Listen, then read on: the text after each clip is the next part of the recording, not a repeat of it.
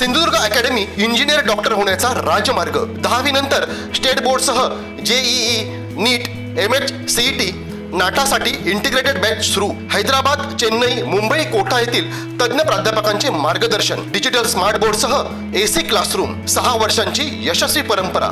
आमच्या संस्थेतील 82 विद्यार्थ्यांना मेडिकल तर 134 विद्यार्थ्यांना इंजिनिअरिंगला प्रवेश। पत्ता इंद्रायणी शिक्षण प्रसारक मंडळ संचालित Pushpasen Sawant science junior college, वाडी उमरमळा, मुंबई गोवा महामार्ग, ओरोस। संपर्क 9158 78 83 45 87 88 10 18 53। श्रीधर नाईक स्मृती दिनानिमित्त या प्रसंगी उपस्थित असणारे सर्वच मान्यवरांच्या नायकांचा आज 33वा स्मृती दिन साजरा संपन्न होत आहे आणि त्या प्रसंगी उपस्थित असणारे आमचे लोकप्रिय आमदार वैभवजी नाईक असतील, तसेच अरुणभाई, आमचे नेते अरुणभाई भुजबळ असतील, काँग्रेसचे अध्यक्ष ईश्वरभाई शेख असतील, शिवसेनेचे जिल्हा प्रमुख संदेशभाई पारकर असतील, राष्ट्रवादीचे जिल्हा प्रमुख जिल्हाध्यक्ष अमित सावंत असतील, आमचे नेते सतीजी सावंत असतील, अनंत केळकर असतील, आमचे काका मुरलीधर नाईक, त्यानंतर आपचे जिल्हाध्यक्ष विवेक तामणकर, सुगंधा साखर मॅडम आणि तसेच महिला दिनाप्रमुख आमच्या निलमताई मालव आणि सर्व उपस्थित मंडळी। गेली 33 वर्ष हा कार्यक्रम न चुकता या प्रसंगी येणारे सगळे माणसं आज उपस्थित आहेत आणि गेली 33 वर्ष आम्ही सामाजिक भान आणि सामाजिक वसा करण्याचा प्रयत्न गेली 33 वर्षात आम्ही करतोय। सामाजिक वसा घेऊन आम्ही गेली 33 वर्ष काम करतोय।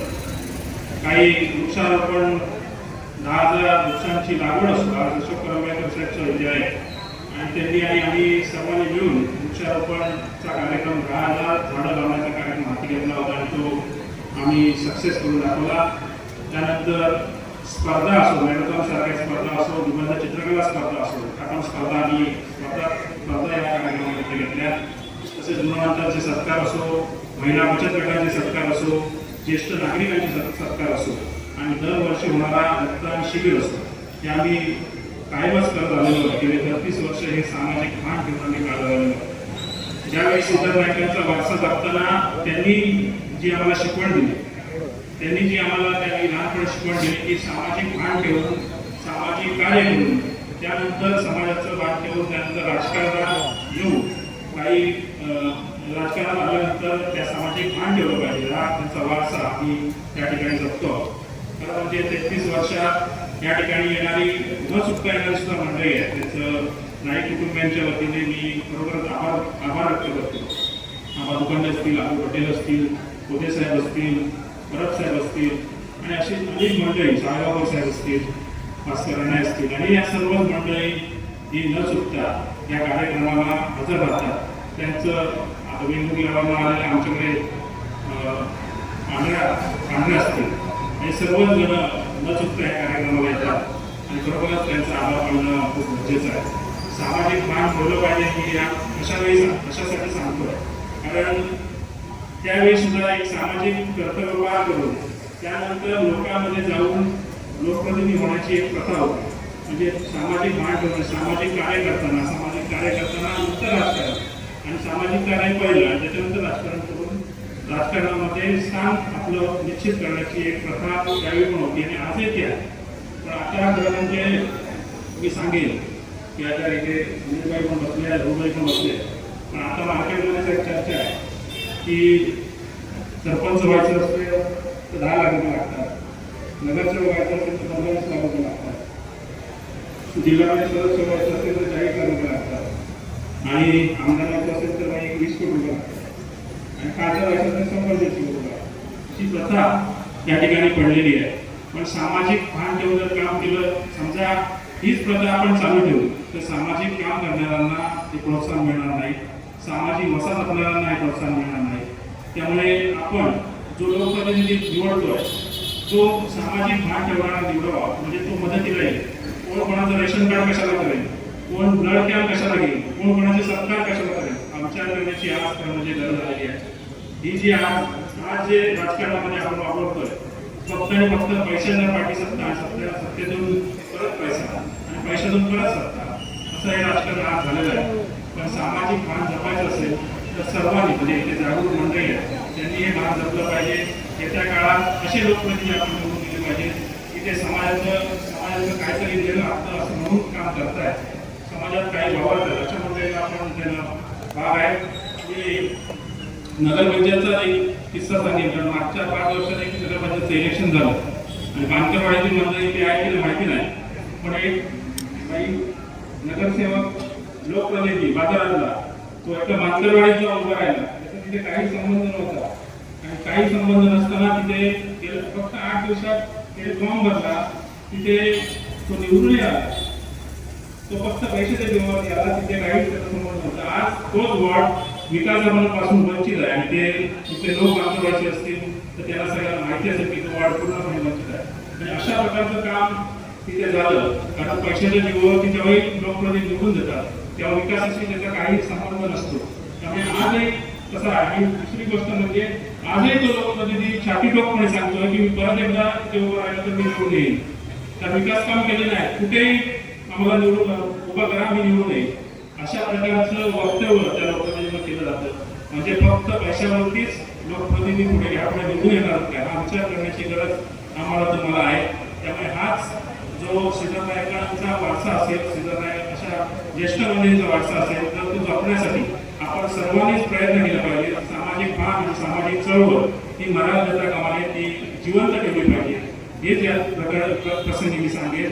मी नाईक कुटुंबाच्या वतीने सर्वच बचत गटांचे जे आलेले महिला आहेत, गुणवंत सत्कार करणारे आलेले जे सर्व विद्यार्थी आहेत आणि रक्तदान करणारे जे सगळे मंडळी आहेत त्यांचं सर्वांचं आभार व्यक्त करतो आणि थांबतो. जय हिंद. 33 वर्ष हा श्रीधर नाईकांचा जो त्याग आहे, जे बलिदान आहे, त्यांचा जो संघर्ष आहे, त्यांचा जो विचार आहे, हा विचार या जिल्ह्यामध्ये रुजवण्याचा प्रयत्न, या भागामध्ये त्यांचा राजकीय वारसा वैभव नाईक असतील, शिक्षाजी नाईक असतील, हे गेले अनेक वर्ष या ठिकाणी हा वारसा जोपासतात. खरं तर त्यांचं जी स्मृती आहे ही चिरंतन ठेवण्यासाठी सातत्यानं समाजसेवेमध्ये असलेले अनेक उपक्रम, रक्तदान असेल, गुणवंतांचा सत्कार असेल, बचत गटामध्ये काम करणाऱ्या महिला भगिनींचा सत्कार असेल, मॅरेथॉनसारखी स्पर्धा असेल, ज्येष्ठ नागरिकांचा सत्कार असेल, असे अनेक विविध कार्यक्रम सातत्यानं गेले अनेक वर्ष, 33 वर्ष या स्मृती दिनाच्या निमित्तानं या ठिकाणी राबवले जातात. खरं तर श्रीधर नाईक हे त्या काळचं एक युवा नेतृत्व होतं. काँग्रेस पक्षाच्या जिल्हाध्यक्ष पदाची जबाबदारी ही त्यांच्याजवळ त्या काळामध्ये होती आणि पदाला न्याय देण्याचा प्रामाणिक प्रयत्न हा त्यांनी त्या काळामध्ये केला आणि आपल्या पक्षाचा विचार, आपल्या पक्षावरची निष्ठा ही जपण्याचं काम केलं. आणि त्याच वेळी ज्या माजी खासदार मेजर सुनील सावंत हे पहिल्यांदा या मतदारसंघातून लोकसभेचे खासदार झाले आणि त्याच्या सर्वस्वी विजयाचं श्रेय हे श्रीधर नाईकांना होतं. आणि म्हणून श्रीधर नाईकांचा जो काही राजकीय दबदबा या जिल्ह्यामध्ये प्रस्थापित होत होता, त्यांच्या नेतृत्वाला लोकमान्यता मिळत होती आणि म्हणून त्यावेळी ते त्यांचे विरोधक होते. त्यांनी मनाशी ठरवलं की जर श्रीधर नाईक या जिल्ह्यामध्ये त्यांचं नेतृत्व जर वाढीस लागलं तर त्या ठिकाणी आपल्याला आपली सत्ता किंवा आपली सत्तास्थानं त्या ठिकाणी मिळवता येणार नाही. आणि म्हणून श्रीधर नाईकांची निर्गुण हत्या ही या जिल्ह्यामध्ये या दिवशी त्या ठिकाणी झाली. खरं श्रीधर नाईकांची हत्या झाली. श्रीधर नाईक एक व्यक्ती म्हणून त्याला तुम्ही त्यांची निर्गुण हत्या केली, पण त्यांचा जो विचार हा विचार मात्र त्या ठिकाणी आपण नष्ट करू शकतो नाही. आजही राजकीय परिस्थिती सातत्यानं बदलत असते. या देशामध्ये न्याय त्या ठिकाणी हा पैशाने विकत घेतला जातो. इथली मतं ही पैशाने विकत घेतली जातात, इथले नेते हे त्या ठिकाणी पैशाने विकत घेतले जातात. आणि अशा परिस्थितीमध्ये या सगळ्या अपप्रवृत्तीशी कशा पद्धतीने लढावं, की जो सामान्य माणूस या विचाराशी प्रामाणिक आहे हा आजही त्या विचाराशी ठाम पडेल. कारण श्रीधर नाईकांची स्मृती 33 करत असताना आम्ही त्या ठिकाणी आता 56 वर्षापर्यंत पोहोचलो. पण या जिल्ह्यातले श्रीधरला मानणारे, या तालुक्यातल्या या शहरातले मानणारे गेली 33 वर्ष या श्रीधर नाईकांच्या स्मृती दिनाला त्या ठिकाणी उपस्थिती दर्शवतात. हे त्यांच्या श्रीधर नाईकांचं असलेलं माहितीचं नातं, श्रीधर नाईकांवरचं प्रेम हे त्या ठिकाणी आज दिसते. खरं तर आज 33 वर्षाचा काळ त्या ठिकाणी होऊन गेला.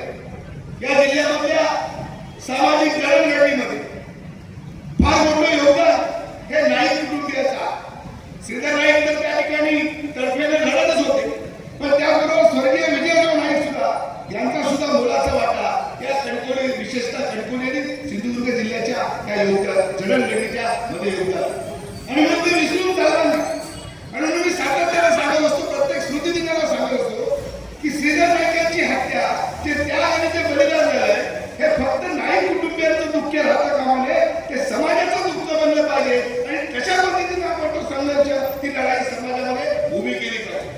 खरं तर कधी हा विचार कधी विजयी होईल, कारण मी मगाशी म्हणालो की आजची परिस्थिती बदललेली आहे, काळ बदललेला आहे, लोकांचा वागण्याचा दृष्टिकोन बदललेला आहे. लोक फक्त स्वतःला काय मिळतं, कशी त्या ठिकाणी सत्ता मिळते, स्वतःची फायदा कसा होतो, हा त्या ठिकाणी विचाराचा अलीकडच्या काळामध्ये रुजलेला आहे. पण श्रीधर नाईकांचा विचार असा होता की समाजाची जडणघडण व्हावी, समाजातल्या सर्वसामान्य गोरगरीब माणसाला माझ्यासारख्या कार्यकर्त्यांना मदत व्हावी. आणि म्हणून सातत्याने समाजातल्या क्रीडा क्षेत्रामध्ये असेल, सामाजिक क्षेत्रामध्ये असेल, आरोग्य क्षेत्रामध्ये असेल, सातत्याने लोकांना एकत्र करून हा त्या ठिकाणी एक संघटित एक जिल्हा मजबूत करण्याचं काम, या जिल्ह्याला विकासाकडे नेण्याचं काम आणि एक हक्काचा लोकप्रतिनिधी म्हणून अशा प्रकारचं काम श्रीधर नाईकांनी त्यावेळी त्या ठिकाणी केलेलं होतं. आजही आम्ही श्रीधर नाईकांचा जो वारसा तो घेऊन त्या ठिकाणी आम्ही गेली अनेक वर्ष काम करतो. समाजाने सुद्धा आम्हाला हा विचार बाळगला, म्हणून त्या ठिकाणी सन्मान आणि प्रतिष्ठा पण त्या ठिकाणी दिलेली आहे. आणि म्हणून श्रीधर नाईकांचा जो त्याग आपण तशा पद्धतीने जपावा आणि लोकांना मदतीसाठी सातत्यानं जनतेच्या प्रश्न श्रीधर नाईकांचे त्यावेळेचे सहकारी सुधीरजी सावंत, मुरुभाई निगोडकर, संदेशजी पारकर, इर्शाद शेख साठी उजाळा देणारे आपण सर्व श्रीधर नाईक भेटू. 33 वर्षापूर्वी हा काळ दिवस आपल्या सर्वांच्या आयुष्यामध्ये आला आणि या दिवसाची आठवण नको म्हणून वारंवार आम्हाला हा दिवसच आयुष्यात पुन्हा कधी येऊ नये असंच वाटत असतं. परंतु श्रीधर नाईक काय होते, श्रीधर नाईकांचं काम इथे तरुण पिढीला कळावं म्हणून सातत्याने हा कार्यक्रम गेले 33 वर्ष त्यावेळी श्रीधर नाईकांचे सहकारी त्यावेळी करत होते. नंतर सुशांत नाईक, आम्ही हा कार्यक्रम करत असतो. तर एवढ्यासाठीच करत असतो की अशी सुद्धा काही माणसं होती की पहिल्यांदा समाजकारण करत होती, छोटी छोटी मदत लोकांना करण्याचा प्रयत्न करत होती आणि ती मदत त्यावेळेच्या लोकांची सुद्धा ती मदत निश्चित आपल्या आपल्याकडे साठवून ठेवलेली मदत असायची. कुठं जरी एकूण असेल तर आपल्या गाडीचं सुंदर ऐकायला तुम्ही नाड होते, एखादं लग्न असेल तर त्याला आपली गाडी मोफत देत होते, एखाद्याला रक्त असेल तर आपलं स्वतःचं रक्त त्या ठिकाणी देत होते. अशा छोट्या छोट्या एखादी स्पर्धा असेल तर तरुण मुलांना त्या स्पर्धेला प्रोत्साहित करत होते. अशा त्यावेळेच्या छोट्याशा कणकवली गावामध्ये श्रीधर नाईकांनी समाजसेवेचं व्रत सुधारलं होतं आणि हे व्रत करता करता त्यांनी राजकीय क्षेत्रामध्ये वाटचाल सुरू केली. दुर्दैवाने त्यांना त्यांचं हे यश काही लोकांना पचवता आलं नाही आणि म्हणून त्यावेळी त्यांची हत्या झाली. परंतु त्यानंतर सुद्धा त्यांचं केलेलं काम लोकांना कळावं, आम्ही पण त्यांच्यासारखं काम करण्याचा प्रयत्न करावा. खरं तर आज प्रामाणिकपणे मान्य केलं पाहिजे की श्रीधर नाईकांचं काम सारखं काम आम्ही पण करू शकत नाही. आज परिस्थिती बदलली आहे आणि या परिस्थितीला स्पर्धेला टिकण्यासाठी सुद्धा आम्हाला श्रीधर नाईकांसारखं काम करता येत नाही याची पण आम्हाला जाणीव आणि खर्च सुद्धा या ठिकाणी आहे. आणि त्यामुळे येणाऱ्या काळामध्ये तरुण पिढीने समाजकारण करताना काहीतरी समाजकारण करून लोकांसाठी आपण मदतीला गेलं पाहिजे. श्रीधर नाईकांचे निवेदन असू दे की आपण काहीतरी लोकांना देणं लागतो, या धोरणाचं काम या ठिकाणी प्रत्येकाने केलं पाहिजे. तर श्रीधर नाईकांच्या आशीर्वादाने प्रेमामुळे त्यांच्यावरती त्यांच्यावरती पडली त्यामुळे तुम्ही आमदार होऊ शकलो. माझ्या आमदारकीच्या काळात सुद्धा जी काही गुणात असेल की जी काही निष्ठा असेल ती निष्ठा करण्याचा सुद्धा प्रामाणिक प्रयत्न वेळोवेळी करण्याचा प्रयत्न करत असतो. आणि खरं तर संघर्ष काय आम्हाला नवीन नाही आहे आणि तो संघर्ष येणाऱ्या काळात सुद्धा निश्चित करत राहू. आणि संघर्ष करणे त्याच्या समाजाच्या लोकांना मदत करणे, समाजातल्या ज्या चुकीच्या गोष्टी आहेत त्यांना सातत्याने विरोध करणे हीच खरं तर सुधारण्याची श्रद्धांजली असते. आणि ती श्रद्धांजली कामाच्या रूपाने, संघर्षाच्या रूपाने, निष्ठेच्या रूपाने आम्ही यापुढे सुद्धा ठेवू. आज खरं तर मला आमंत्रण आले. त्यांचं वय विचारलं तर 73 वर्ष त्यांचं वय झालं आणि त्यांनी सिद्धनायकांच्या बरोबरही त्यावेळी काम केलं. म्हणजे आता 73 वर्षाची माणसं सुद्धा त्यावेळी 50 वर्षानंतर सुद्धा सिद्धनायकांची आठवणीसाठी या ठिकाणी येतात. आणि खरं तर प्रत्येकाने त्यावेळी कसं काम केलं याचा आठवणीचा उजाळा सुद्धा अनेक मुद्दे असतात आणि त्यासाठी हा कार्यक्रम आपण घेत असतो. नाईक कुटुंबियांतर्फे आपण या कार्यक्रमासाठी उपस्थित आहे त्याबाबतीत मनपूर्वक धन्यवाद व्यक्त करतो. आणि सिद्धनायकांचे विचार आपण सगळ्यांनी आमच्या काम सुद्धा तेवढ ठेवूया असं आवाहन तुम्ही आपल्याकडे टाकतो. जय हिंद जय महाराष्ट्र. सगळीकडे मगापासून बदल्या बाजून सगळे ज्येष्ठ नागरिक होते जे त्या टायमाला श्रीधर नाईक साहेबांबरोबर काम करत असणारी ही मंडळी मला दिसते असेल. सगळे बघून ज्येष्ठ म्हणजे त्यांचे विचार आपण तू बाबू नाईक असेल किंवा वैभव आमचा नाईक असेल त्यांचे विचार अजूनही कुठे गेलेले नाही हे आपल्याला आता दिसतं. याच्यावरून का ही ज्येष्ठ मंडळी आज जर 33व्या स्मृती दिनानिमित्त सगळेजण उपस्थित राहतात म्हणजे श्रीधर नाईक आपल्याबरोबर कुठेतरी आहे हे तर दिसून येते. आणि श्रीधर नाईकांनी ते 37 वर्षाच्या असताना त्यांचा घात झालेला होता. त्या घात झाल्यानंतर जर आज एवढे दिवस आज तुम्ही जो सगळे या स्मृती दिनानिमित्त जो कार्यक्रम घेत आहे खरोखरच लोकांना अभिप्रेत असलेले श्रीधर नाईकांना अभिप्रेत असलेले सगळे तुम्ही कार्यक्रम रक्तदान शिबिर असो लोकांना मदत करणे असो आणि महिला बचत मंडळाला काही असो हे देण्याचं काम तुम्ही अविरतपणे चालू ठेवलं आहे. त्यामध्ये खरंच तुमचं श्रीधर नाईकांचे जे विचार तुम्ही खरोखरच दोघा बंधूंनी जे चालू ठेवले त्यासाठी खरंच हे आहे. आज श्रीधर नाईकांचा 33वा स्मृती दिन. आज श्रीधर नाईकांना खरोखरच जे राजकारणात आणि समाजकारणात जे काम करत होते त्याचा अभिमान वाटत असेल.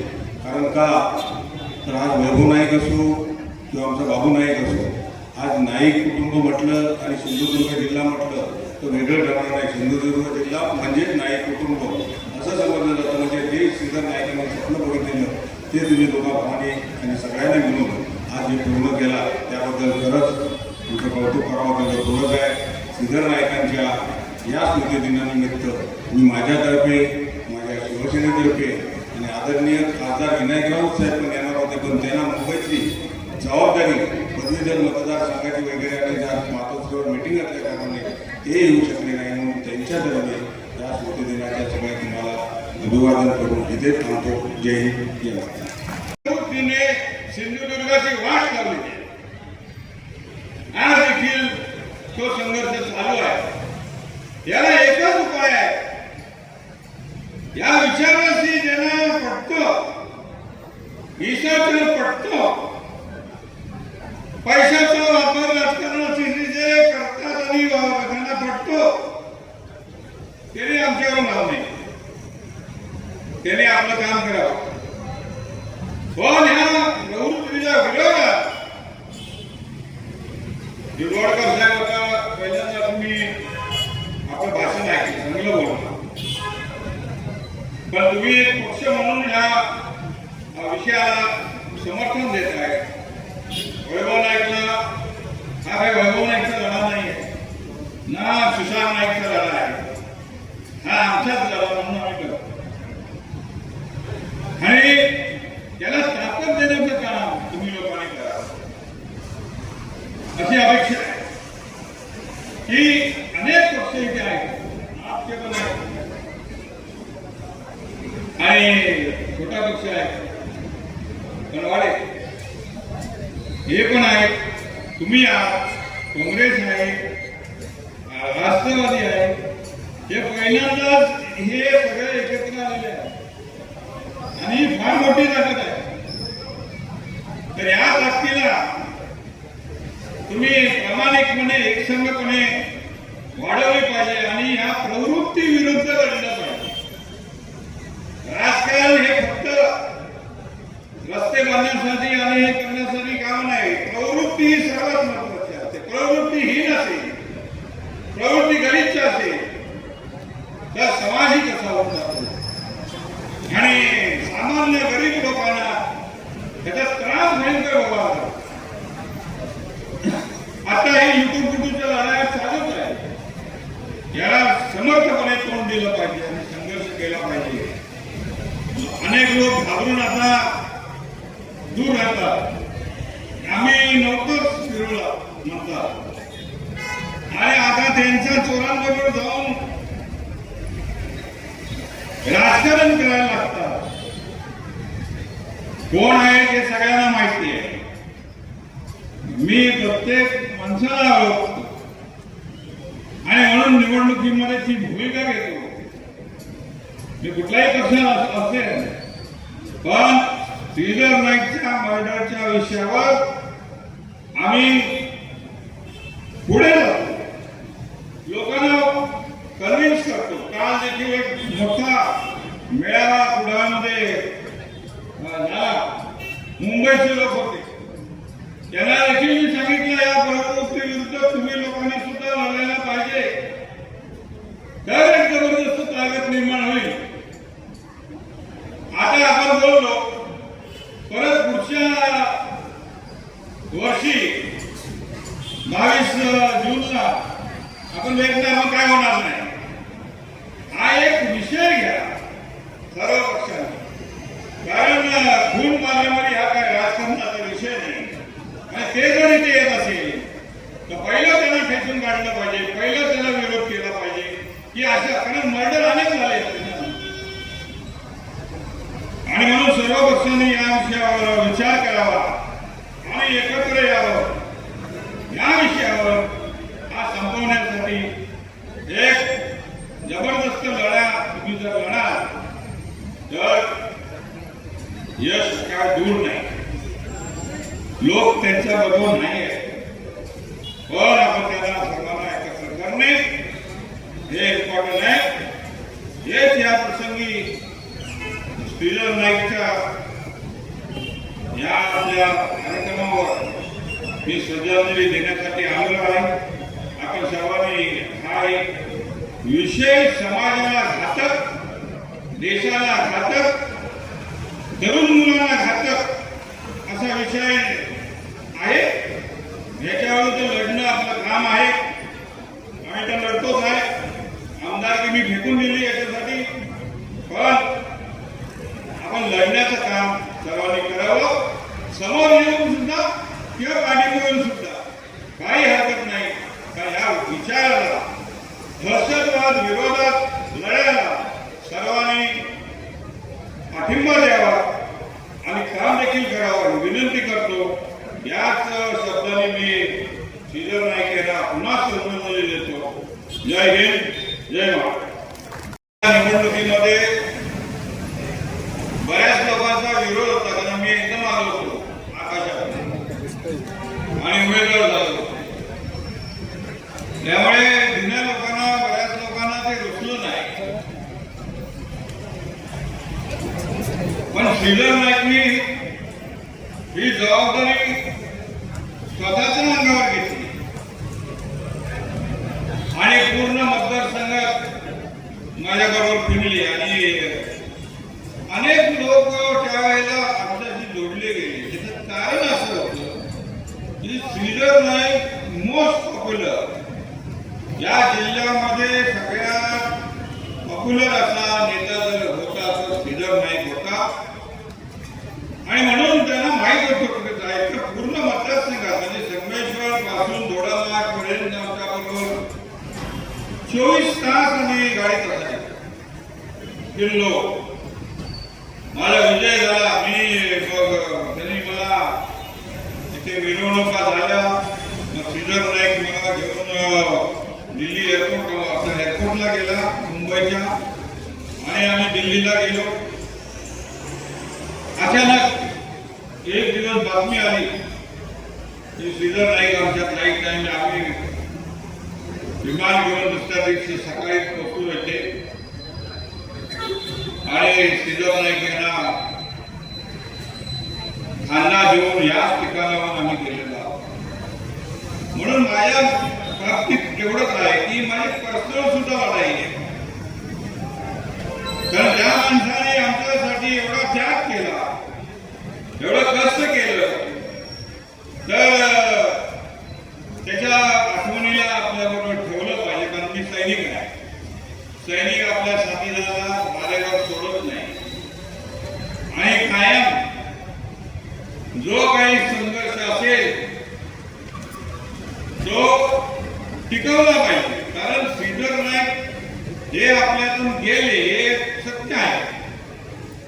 एक व्यक्ती म्हणून म्हणत नाही, पण सिंधुदुर्ग जिल्ह्याची प्रवृत्ती जी आली होती इकडे ती इतकी भयानक होती की फक्त श्रीधर नाईकचा मर्डर झाला असा नाही. त्या दिवशी मला आठवतंय ते आमचे मित्र संदेश पारकरच्या घरावर जाऊन तलवारी चालवलं आणि अनेक लोकांचा मर्डर झालेला आहे इकडे. आणि म्हणून एक रॅली काढली होती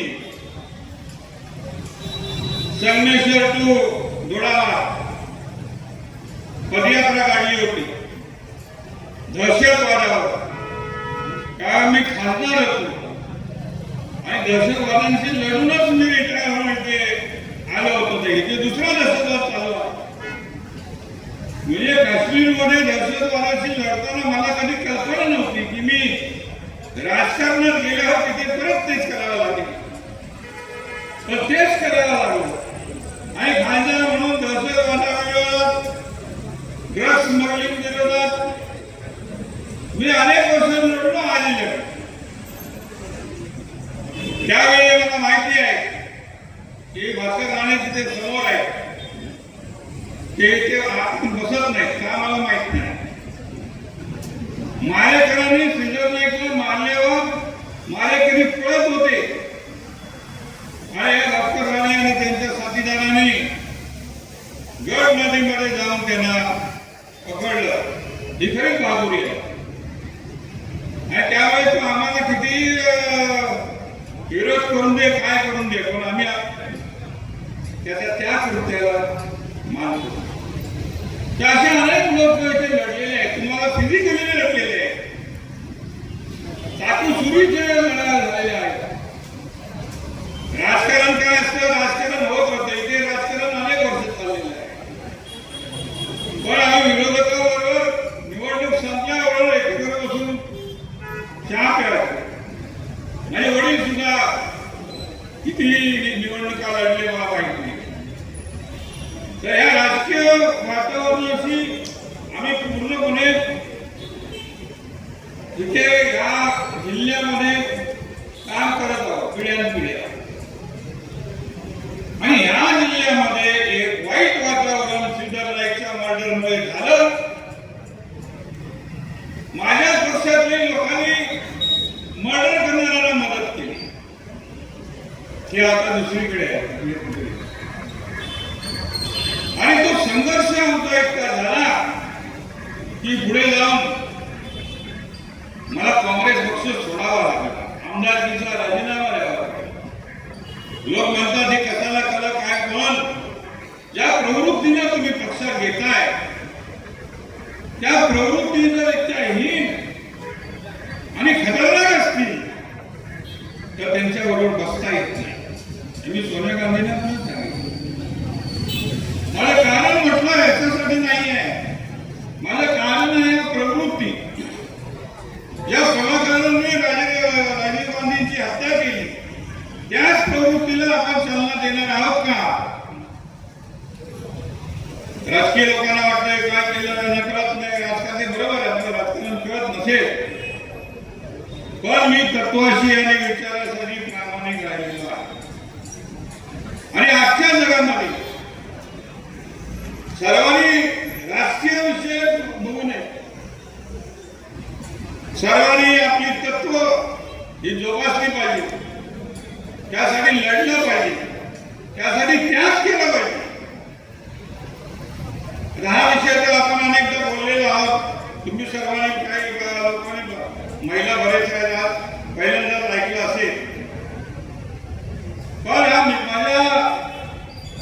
अतिशय जवळच्या मित्राचा हा विषय आहे. त्याचबरोबर त्या प्रवृत्तीचा विषय, ज्या प्रवृत्तीने सिंधुदुर्गाची वाट लावली.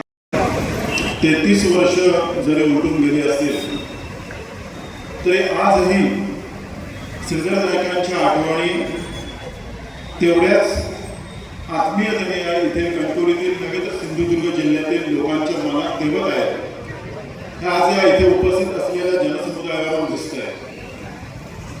आणि यावरून हे स्पष्ट होतं की माणूस जरी गेला किंवा त्याची हत्या जरी झाली तर हे विचार कधी संपत नसतात. आणि त्याचपासून प्रेरणा घेऊन मग त्यांचे पुतणे असतील, वैभव नाईक असतील किंवा त्यांचे चिरंजीव सुशांत नाईक असतील, यांनी फार उत्कृष्टपणे हे विचार सर्वसामान्य लोकांपर्यंत नेण्याचा आजपर्यंत प्रयत्न केलेला आहे. आणि त्यावेळी जे काही झालं त्याचंच कुठेतरी फलित म्हणून किंवा ते इथल्या लोकांना न उचल्यामुळे वैभव नाईकांनी सुद्धा खूप मोठ्या संघर्ष करून, खूप मोठ्या दहशतवादाचा मुकाबला करून, अत्यंत संघर्षाचे दिवस बघून त्याने ती आमदारकी मिळवली आहे. ज्यावेळी हत्या झाली असेल त्यावेळी नाईक कुटुंबीय कुठल्या याच्यावरून गेले असतील, कुठल्या वातावरणातून गेले असतील याची कल्पना आज आपल्याला येत नाहीये. त्यावेळेची काही लोक जे सांगतात ते आजही जर त्याचं चित्र उभं राहिलं तर ते अत्यंत भीषण असं वाटतंय. आणि एवढं असताना सुद्धा एखादं जर दुसरं कोणतरी असतं तर आपल्याला ते राजकारण नको, आपल्याला ते समाजकारण नको असा विचार करून बाजूला झाला असता. परंतु त्यांच्या पुतण्याने, त्यांच्या मुलाने हा विचार केला नाही आणि केवळ आपल्या घरातील एक व्यक्ती गेली आहे आणि ती व्यक्ती ज्या लोकांसाठी लढत होती त्या लोकांना वाऱ्यावर सोडायचं नाही आणि म्हणून परत समाजासाठी ते उभे राहिलेले आहेत. आणि त्यांचेच विचार आज खालच्या लोकांपर्यंत पोहोचवण्याचा हे दोघेही फार उत्कृष्टपणे प्रयत्न करत आहेत. यापुढेही आदरणीय श्रीधर नाईकांचे विचार असतील, कैलासवासी श्रीधर नाईकांचे विचार आम्ही सर्वजण त्याच आत्मीयतेने सर्वसामान्य लोकांपर्यंत पोहोचवतो याचीच ग्वाही देतो. त्यांच्या स्मृतीला परत एकदा विनम्र अभिवादन करतो आणि माझे 2 शब्द संपवतो. जय हिंद, जय. श्रीधर नाईकांना श्रद्धांजली वाहिली ते आमचे मित्र पुढा गावांचे लोक नाही आमदार. आज सकाळपासून जोरदार पाऊस पडतो. 33 वर्षापूर्वी देखील तो पडत होता आणि गेली 33 वर्ष आजच्या दिवशी सातत्याने पडत. कदाचित 33 वर्षापूर्वी कणकवलीची माती जी रक्ताने मारली ती धुवून काढण्याचा प्रयत्न हा पाऊस करत असेल किंवा त्याला आजही ते शक्य झालं नाही. आणि मग अशा परिस्थितीमध्ये श्रीधर नाईक यांचा स्मृतिदिन साजरा करत असताना खरं तर बाबूच्या वयापेक्षा 1 वर्षाने लहान मी आणि आमच्या गावामध्ये ती बातमी ज्यावेळी पोहोचली तरी गावामध्ये जो सन्नाटा पसरला. त्यावेळी श्रीधर नाईक ही व्यक्ती काय होती हे त्या वयामध्ये अनुभवता. वैभव नाईक यांनी आता या ठिकाणी उल्लेख केला की श्रीधर नाईक यांनी त्या काळामध्ये सामाजिक भान कशा प्रकारे जपलं आणि सामाजिक कार्याच्या माध्यमातून तळागाळातल्या माणसापर्यंत पोहोचण्याचं काम कसं केलं आणि ते करत असताना ही राजकीय प्रवृत्ती ज्या या जिल्ह्यामध्ये आली, या प्रवृत्तीच्या लक्षात आलं की या भविष्य काळामध्ये आपल्याला जर खऱ्या अडचणी ठरणार आहे ती श्रीधर नाईक यांची ठरणार. आणि मग एका दिवशी कणकवलीच्या नाक्यावर मुंबईचे गुंड उतरले, संदेश पाटकरांच्या घरामध्ये घुसले. आज आमचं सुदैव आहे की संदेश पाटकर आमच्या बरोबर आहे, पण दुर्दैव की श्रीधर नाईक हा एक त्या काळातला सच्चा कार्यकर्ता आज या ठिकाणी. श्रीधर नाईक असते तर या जिल्ह्याचा इतिहास खऱ्या अर्थाने बदलला असता. विशालभाईने सांगितल्या आता तरुणपणातल्या गोष्टी. श्रीधर नाईक असते तर या जिल्ह्याच्या विकासाची एक नवी परिभाषा निर्माण झाली असती. वैभव नाईक यांनी गेल्या 10 वर्षामध्ये ते करून दाखवलं. मला आनंद वाटतो की या क्षणी मी जास्त बोलणार नाही. एक आनंदाची बाब अशी आहे की फार कमी वयात वडील गमावलेल्या त्याच्या दोन्ही मुलांनी या जिल्ह्यामध्ये आपलं एक नाव निर्माण केलं. श्रीधर नाईक यांचं सामाजिक भान जपत असताना या जिल्ह्याच्या विकासामध्ये, या जिल्ह्याच्या या सामाजिक परिवर्तनामध्ये हातभार लावण्याचं काम बाबू नाईक आणि संकेत नाईक करताय. मी त्यांच्या या कार्याला शुभेच्छा देताना श्रीधर नाईक यांना श्रद्धांजली वाहताना एकच गोष्ट सांगेन की संदेश पारकर यांनी ज्या पद्धतीने सांगितलं की ही श्रीधर नाईकांचं जे बलिदान आहे ते आपण आगामी काळामध्ये खऱ्या अर्थाने जर जे बलिदान राजकीय बलिदान आहे ते आगामी काळामध्ये आपल्याला खऱ्या अर्थाने सार्थ ठरवायचं असेल तर आपल्याला पुन्हा एकदा विचार करावा लागेल. किरकोळ रकमेसाठी विकली जाणारी माणसं आपल्याला बदलावी लागतील. श्रीधर नाईक यांचा विचार पुन्हा एकदा तळागाळातल्या माणसापर्यंत पोचवावा लागेल आणि या जिल्ह्यात पुन्हा एकदा राजकीय परिवर्तन करावं लागेल. आगामी काळामध्ये येणाऱ्या निवडणुका असतील किंवा येणाऱ्या कोणत्याही राजकीय गोष्टी असतील या काळात श्रीधर नाईकांचा विचार करून आपण लोकांसमोर जाऊया आणि पुन्हा एकदा राजकीय परिवर्तन घडवण्यासाठी सज्ज होईल अशी आपल्याला विनंती करून थांबतो. धन्यवाद. जय हिंद. जय. ताज्या अपडेट्स आणि ताज्या बातम्यांसाठी आजच सबस्क्राईब करा आपला Sindhudurg digital news channel. Like करा, शेअर करा, कमेंट करा आणि महत्त्वाचं म्हणजे बेल आयकॉनला क्लिक करायला विसरू नका.